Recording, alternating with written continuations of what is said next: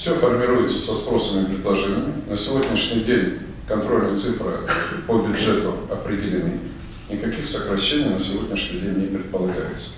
Другое дело, мы, может, привнесем дополнительные программы для тех людей, которые поступят на, захотят быть учителями татарского языка и татарской литературы. Может быть, это будут курсы, дающие возможность билингвальности. То есть они сумеют быть и учителем, допустим, татарского языка, и учителем английского языка, учителем татарского языка, и учителем русского языка и так далее. От этого будет повыситься только конкурентоспособность наших выпускников.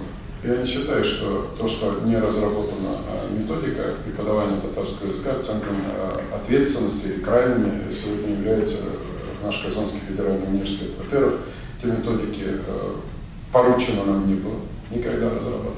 В инициативном порядке мы постоянно вносили свои предложения. То, что эти предложения не всегда воспринимаются, за это мы ответственность нести не можем. Я еще раз говорю, у нас есть центр ответственности, он определен руководством республики. Значит, мы так договорились, что нам должны на бумаге, оформленные, когда будут документы, кто за что отвечает. Потому что получается зачастую так. Все, что хорошо, не мы, все, что плохо, это Казанский университет, так быть не может.